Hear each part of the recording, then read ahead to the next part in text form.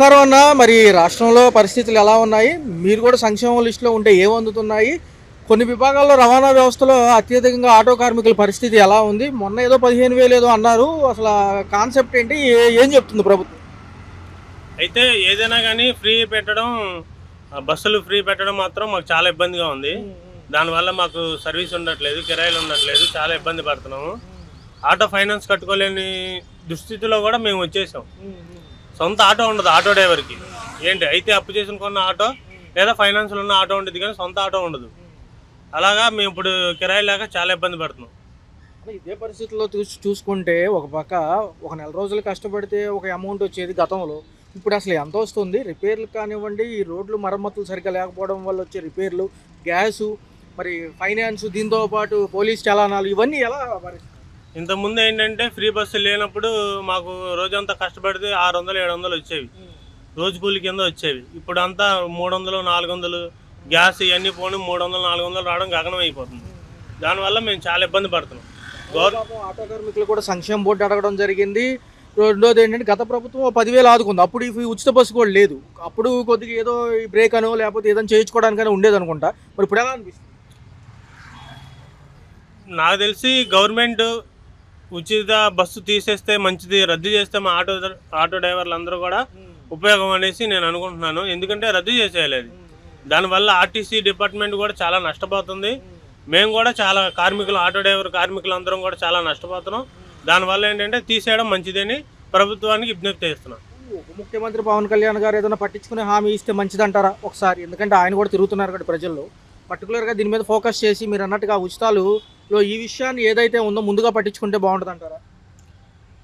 పవన్ కళ్యాణ్ గారు ఈ విషయాన్ని పట్టించుకొని మా ఆటో కార్మికులకి ఇంకా ముందు ఫ్రీ బస్సు కొంత లిమిట్ వరకు కాలేజీ స్టూడెంట్స్ లేకపోతే ఓల్డ్ ఉమెన్స్ వరకు వీళ్ళ వరకే పెట్టి మిగతా వాళ్ళని ఫ్రీ బస్సు లేకుండా పెడితే పవన్ కళ్యాణ్ గారి దృష్టికి ఇది వెళ్ళాలి. ఆయన ఏమైనా ఆలోచించి ఇలా పెడితే ఓల్డ్ ఉమెన్స్ మాత్రమే పెట్టేసి కాలేజీ స్టూడెంట్స్ వరకే పెట్టి మిగతా వాళ్ళని పెట్టకుండా ఉంటే మేము కొద్దిగా సదుపాయంగా ఉంటామని అనుకుంటున్నాం. ఎలా ఉన్నాయన్న సంక్షేమ పథకాల్లో 6 చెప్పారు, పర్లేదా? ఆ లిస్టులో కొంతమన్నా ఎలిజిబిలిటీలో ఉన్నారా? అంటే రేషన్ కానివ్వండి, పెన్షన్ కానివ్వండి టయానికి అందుతున్నాయి, కొద్దిగా ఏదైనా ఉపశమనం ఉందా ఆ విషయం? రేషన్ పెన్షన్ అన్ని టయానికి వస్తున్నాయి, దాంట్లో అయితే ఇబ్బంది ఏం లేదు. కాకపోతే మాకు ఈ ఫ్రీ బస్ పెట్టడం వల్ల చాలా ఇబ్బంది అయిపోయింది. రోజు పూట గడవలేని పరిస్థితిలో ఉన్నాం. కొద్దిగా సీఎం గారు పవన్ కళ్యాణ్ గారు కొద్దిగా ఆలోచించి ఈ ఉచిత బస్సు అయితే ఏదైతే ఉందో దాన్ని రద్దు చేస్తే మంచిదని మా మనవి. ఈ జనవరి అనంతరం కూడా ఒక పక్క నగరంలో ఏమో మున్సిపాలిటీ ఎన్నికలు, జడ్పీటీసీ, ఎంపీటీసీ కొన్ని స్థానాలు ఉన్నాయి. ఈ గ్రామాల్లో ఏమో పంచాయతీ ఎన్నికలు ఉన్నాయి. ఎలా ఉండబోతుందన్న 18 నెలల పరిపాలన చూశారు కాబట్టి పక్కనే అమరావతి ఉంది. అదేమన్నా ఊపు ఉంటుందంటారా? ఇటు పర్లేదా? కన్ఫామ్గా మనకి ఇప్పటి నుంచి చూస్తుంది ఏంటంటే ఏ ప్రభుత్వం అయితే ఉండిద్దో ఆ ప్రభుత్వమే ఆటోమేటిక్గా పంచాయతీ కానీ గ్రామీణ కానీ లేకపోతే ఇక్కడ మనకి కార్పొరేటర్ ఎలక్షన్స్ కానీ అన్నీ అవే వస్తూ ఉంటాయి. ఈసారి అదే జరిగింది, అందులో డౌట్ లేదు. మొన్న కోనసీమ వెళ్ళారు డిప్యూటీ సీఎం పవన్ కళ్యాణ్ గారు. అక్కడ కూడా మాట్లాడడం జరిగింది. కొబ్బరి రైతులను పరామర్శించారు, మిగతా అన్ని సెక్షన్లో మాట్లాడారు. కొంచెం కష్టమైనా చేస్తామంటున్నారు.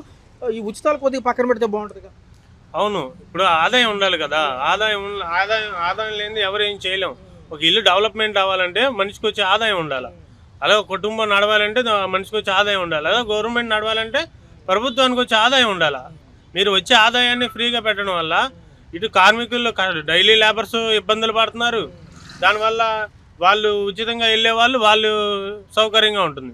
మాజీ ముఖ్యమంత్రి గారు కూడా ప్రజల్లోకి వస్తున్నారు. మరొకసారి ఓడిపోయిన చోట గెలవాలంటున్నారు. అప్పుడు పర్లేదు, అప్పుడు ఏమన్నా సంక్షేమంలో అందుకున్నారు? జగన్ గారు ఉన్నప్పుడు కూడా సంక్షేమంలో అందినాయి బాగానే, అన్నీ వచ్చినాయి. కాకపోతే వీళ్ళు వచ్చినప్పుడు కూడా సంక్షేమాలు వస్తున్నాయి. కాకపోతే కొన్ని ఇంకా ఉచిత పథకాలు పెట్టడం వల్ల ప్రజలు ఇబ్బంది పడుతున్నారు. అండి, రాష్ట్రంలో 18 నెలల కూటమి ప్రభుత్వ పాలనతో పాటు అనేక అంశాలు ముందుకెళ్తున్నాయని సీఎం చంద్రబాబు గారు అంటున్నారు. మాజీ ప్రభుత్వాలు కూడా మేము అప్పుడు సంక్షేమం ఇచ్చామంటున్నాయి. ఎలా ఉంది ఇప్పుడు? సూపర్ 6, అప్పుడు నవరత్నాలు ఏ బాగుంది? అంతకుముందే బాగుంది, ఇప్పుడే బాగోలేదు. రాష్ట్రంలో ఏ అంశాలు బాగా ఫాస్ట్గా ఉన్నాయి సార్? ఏవి స్లోగా ఉన్నాయి? ఉచితాల వల్ల ఏదైనా ఎఫెక్ట్ అవుతుంది? ఉచితాలు అనుకోవటే కానీ జనాలకి ఏం అందట్లా. అసలు ఊరికే డబ్బాలు కుట్టుకోవటమే. అంతకుముందే బాగుండే పథకాలు అవి బాగుండే. అసలు ఉండయే మొత్తం తీసేస్తుంటే అసలు కాలేజీలు ఉండట్లేదు.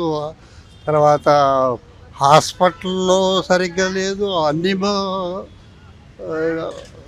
ఇది చేశారు. హాస్పిటల్లో లేనోడికి చాలా ఇదిగా ఉంది, వాళ్ళకి ఆరోగ్యశ్రీ అట్లాంటివి సరిగ్గా అందట్లేదు. ఈ ఆరోగ్యశ్రీ కొంచెం ఇబ్బంది అయ్యింది అంటున్నారు చాలా మంది, నిజమేనా సార్? అవునవును, ఆరోగ్యశ్రీ అసలు ఇవ్వట్లేదు, అసలు ఎవరు చూడట్లేదు, ఊరికే చెప్పుకోవటమే ఈ గవర్నమెంట్. ఉప ముఖ్యమంత్రి గారు ఉన్నారు, కోనసీమ జిల్లాల మీద ఫోకస్ అంటున్నారు, మరి ఏమైనా అవుతుందా, ముందుకెళ్తుందా గ్రామాలన్నా? ఉంది ఉప ముఖ్యమంత్రి, ఆయన ఆ డ్రామాలు అదే సినిమాలు చేసుకోవటం బెటర్. ఇక్కడ ఇది ఇంట్రెస్ట్ ఏమి లేదు, ఊరికే చెప్పుకోవటం వరకే. కానీ మొన్న అన్నారు కదా సార్, కోనసీమకి తెలంగాణ దిష్టి తగిలిందేమో, కొబ్బరి చెట్ల రైతులకి మొండేలే కనపడుతున్నాయి కొబ్బరి చెట్లు అంటున్నారు కదా కోనసీమలో. ఏమీ లేదు సార్, ఆయన చేసేది ఏమి లేదు, ఊరికే హోదా మట్టికి ఉంది, ఊరికే డబ్బాలు తెప్పుకోవటం, వేరే ఇంకేం లేదు. సార్ అమరావతి వల్ల కొంచెం రియల్ ఎస్టేట్ ఏమైనా బాగుందా, ఇటు పర్లేదా? రియల్ ఎస్టేట్ లేదు, పాడు లేకుండా అసలు డబ్బులు వచ్చినంటే ఏం చేస్తున్నారు అసలు ఈ డబ్బులు? అసలు ఇన్ని అప్పులు చేశారు, ఏమన్నా డెవలప్ అయిందా? 18 నెలల్లో ఒక తాట ఏదన్నా కచ్చారు చేశారు, ఇది అయ్యేది కాదు, సచ్చేది కాదు, ఊరికే మ్యాపుల్లో వాటిల్లోనూ డబ్బాలు చెప్పుకోవటం, వేరే ఇంకేం లేదు. మరొకసారి అమరావతి భూసేకరణ అంటున్నారు, పర్లేదా, ఇవ్వచ్చా ఇంకోసారి అంటున్నారు కదా? ఇది అమ్ముకోవటానికే, వేరే జనాలకి అది ఇది అని ఏమి లేదు, అభివృద్ధి లేదు, పాడు లేదు. ఈ ఉచితాల వల్ల కొన్ని సంఘాలు అయితే కొన్ని వ్యవస్థలు కూడా నిర్వీర్యం అవుతున్నాయి, ఆటో కార్మికులు లాంటి వాళ్ళకి మహిళలకు ఉచితాల వల్ల చాలా ఉచితాలు ఇవ్వాల్సి వస్తుంది కదా, భారం మన మీద అంటారు. మన మీదే పడతాయి ఎన్ని భారాలు. ఇప్పుడు ఈయన డెవలప్ చేసిందే లేదు, ఊరికి చెప్పుకోవటం వరకేను, అక్కడ ఇక్కడ ఇది ఏమి లేదు సార్. ముఖ్యమంత్రి గారి పరిస్థితి ఏంటి సార్? ఆయన ప్రజల్లోకి వస్తున్నారు కాబట్టి త్వరలో స్థానిక ఎలక్షన్స్ ఉన్నాయి, ఎలా ఉండబోతుంది అంటారు మరి? ఎవరు? మాజీ ముఖ్యమంత్రి గారు కూడా ప్రజా దర్బార్లను పెడుతున్నారు కదా, సమస్య వస్తే ఆయన వెళ్తున్నారు. వెళ్తారు సో, కానీ ఆయనకి సీట్లు లేవు, ఏం చేస్తాడు ఆయన? జనాలు మోసం చేసి ఎంత రిగ్గింగ్ ఇది చేశారు. ఆ తర్వాత దాంట్లో ఇదంతా ఎవరి నుంచో పెట్టిన వాడు గెలిచారు ఏంటి, ఇదంతా రిగ్గింగ్ వారు, ఇదంతా అమెరికా పోయి అక్కడి నుంచి చేశారు ఇవన్నీ. ఏది చంద్రబాబును ఈ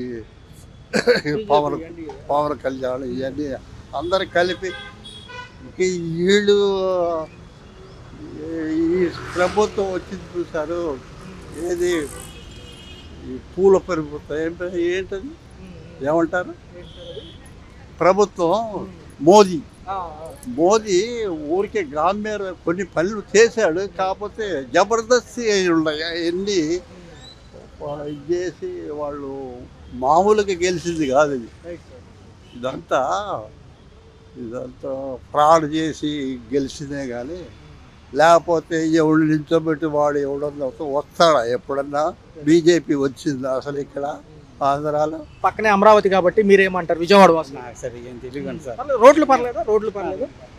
మరి రేషన్ డిపోలో తీసుకోవడం ఏమైనా ఇబ్బంది ఉందా? డిపోలో తీసుకుంటాం, సెలవు రోజుల్లో కూడా ఉంటుంది అంటున్నారు. డిపోలో తీసుకుంటాం అంటే దానికి కొన్ని ఇవి ఉంటాయి, ఎందుకంటే దగ్గరలో ఉండాలి, మాకు దగ్గర రేషన్ పర్వాలేదు, దూరంగా ఉన్న కొద్దిగా ఇబ్బంది పడుతుంది, దానికి పర్లేదు. అమరావతి డెవలప్ అయితే కొద్దిగా రేట్లు వస్తాయి అంటారు. పిల్లలకు ఉద్యోగాల కోసం విశాఖపట్నంలో ఏమో సాఫ్ట్వేర్ కంపెనీలు అంటున్నారు, పర్లేదు, అది కూడా అయితే మనం పిల్లలు ఇటు వెళ్ళొచ్చు. అంతే అలా ఉంది సార్. టోటల్గా చూసుకుంటే మరి ధరలు ఎలా అనిపిస్తుంది? ధరలు మరి ఏం మామూలుగానే ఉన్నాయి. ఉచితాల వల్ల ఏదన్నా భారాలు అవుతాయా? అంటే మహిళలకు ఉచిత బస్సు పైసలు ఇచ్చారు కాబట్టి ఆ భారాలు చాలా వరకు ఉచితాలు అంటున్నారు కదా, అవి మన మీద పడతాయి కదా రేపు ట్యాక్స్? నాకు తెలియదు. 18 నెలల కూటమి ప్రభుత్వ పరిపాలనతో పాటు త్వరలో స్థానిక సంస్థల ఎన్నికలు కూడా ఉన్నాయి కాబట్టి ఆయన ఓ పక్క ఉచితాలు అని చెప్పి భారాలు అయినా ఇస్తున్నారు, ఇటు పక్క చూసుకుంటేనే స్టేట్ బడ్జెట్లు కొద్దిగా అటు ఇటుగా ఉన్నా కానీ తప్పవు, సంక్షేమాలకు గత ప్రభుత్వం ఇచ్చింది కాబట్టి. ఏమంటారు, ఎలా ఉంది అసలు? అంటే దానికి పరిస్థితి ఏంటంటే ఒకేసారి మనం ఒకే రోజున 2 పూట్ల భోజనం ఒకేసారి చేయలేం కదా, ఆ విధంగానే మొత్తం అంతా కలిపి నెమ్మదిగా సామరస్యపూర్వకంగా ఇప్పుడు వేరు వచ్చే ఉచిత పథకాలు కానీ అటువంటివి ఉన్నాయి, అవన్నీ మామూలుగానే చేస్తూనే ఉన్నారు. మిగతా కావాలంటారా, డెవలప్మెంట్ రావాలి, ఒకేసారి మనకి సెంట్రల్ గవర్నమెంట్ కూడా బాగా కూటమి ప్రభుత్వానికి బాగా సహాయ సహకారాలు అందిస్తోంది, అది 100% కరెక్టు. అమరావతి రాజధాని కూడా ఎంత డెవలప్మెంట్ కానీ ఇది కానీ బాగానే ఉంది. మన అమరావతి నుంచి మన ఎరుపాలెం నుంచి అమరావతి రైల్వే లైన్ కూడా ఇప్పుడు బాగా చేద్దామని చెప్పేసి ఉద్దేశంలో ఉన్నారు. దానివల్ల విజయవాడకి ఏంటంటే విజయవాడ డెవలప్ అయ్యేది అవుతుంది కానీ స్థానికంగా బాగా రష్ మాత్రం బాగా తగ్గుతుంది. ఎందుకంటే గన్నవరంలో 25 ప్లాట్ఫారాలు, అమరావతిలో 10 ప్లాట్ఫారాలు ఉన్నప్పుడు విజయవాడ రావాల్సిన పనే ఉంది. వాళ్ళు అటు నుంచి అటు వాళ్ళు గుంటూరు వెళ్ళిపోతారు, ఇదే వెళ్ళిపోతారు. మనకి సెంట్రల్ గవర్నమెంట్ కూడా కూటమి ప్రభుత్వాన్ని బాగా సహకారాలు అందిస్తోంది కాబట్టి ఎటువంటి ఒడిదుడుకులు లేకుండా ఇదవుతుంది. కానీ ఒక్కొక్క 5 నెలలు 6 నెలలు ఆగితే ఈ సీజను ఎలాగో రైనీ సీజన్ వెళ్ళిపోయింది, ఈ సీజన్ అయిన తర్వాత డెవలప్మెంట్ అవ్వడానికి వాటికి ఆస్కారం బాగా ఉంది. చూసుకున్నట్లయితే పవన్ కళ్యాణ్ గారు కొద్దిగా గ్రామాల మీద ఫోకస్ చేశారు. ఏదైతే ఉందో 6,000 చిల్లర కోట్లేమో డెవలప్మెంట్కి, 100 కోట్లు రోడ్లు అంటున్నారు. కోనసీమ పర్యటన అనంతరం కూడా కొన్ని వ్యాఖ్యలు చేశారు ఆయన. ఎలా అనిపిస్తుంది? కొంచెం సమయం ఇవ్వమంటున్నారు 15 ఏళ్ళు. ఎలా ఉందంటే ఆయన కొత్త రాజకీయాలు కొత్త, ఇప్పుడు తెల్లారప్పటికే మనకు మొత్తం నేర్చుకోవాలని కుదరదు కదా. ఆయన నెమ్మదిగా నేర్చుకుంటున్నారు. ప్లస్ ఇంకోటి ఏంటంటే అందరికీ ఏ సహాయ సహకారాలు కావాలన్నా సరే అందిస్తున్నారు. ఈ మఫ్షల్ ఏరియాలు కూడా ఆయన కొండెక్కి మరీ నడిచి వెళ్తున్నారు. వెళ్ళేసి ఆ గూడెంలో వాళ్ళందరికీ వైద్య సదుపాయాలు, మీకు రోడ్డు సదుపాయాలు అవన్నీ కూడా నేను కల్పిస్తానని చెప్పేసి హామీ ఇచ్చారు. జరుగుతుంది కూడా వర్షం. అది ఇది చూసుకుంటే సార్, ఒక పక్క విశాఖపట్నానికి వచ్చేతలకేమో ఐటీ సెక్టార్లు, డేటా సెంటర్లు అన్నీ అంటున్నారు. 40 దేశాల సీఈఓలే వచ్చి చెప్పడం జరిగింది ఈసారి మేము ఎంఓయూలు గట్టిగా చేసుకున్నామని చెప్పి. ఎలా ఉంటుంది? కొంచెం ఒక 5-10 ఏళ్ళ తర్వాత ఇక్కడ ఉన్న కుర్రోళ్ళు యువత అటు ఉద్యోగాలకు వెళ్ళొచ్చు. ఇప్పుడు ఆయన పాత ప్రభుత్వంలో ఏంటంటే 3 రాజధానులు అన్నారు. దీన్ని వాళ్ళు వక్రీకరించి కాదు, దాన్ని సన్మార్గంలో పెట్టి ఆ రాజధాని డెవలప్ అవుతుంది. మన విశాఖపట్నం కూడా హైటెక్ సిటీగా డెవలప్ అవుతుంది. అమరావతి అనమో రాజధానిగా డెవలప్ అవుతుంది. రాయలసీమ కూడా డెవలప్ చేస్తూ అవుతుందని నిన్న పేపర్లో 3 పక్కల మొత్తం డెవలప్ అవడానికి కూడా ఆస్కారం ఉన్నది.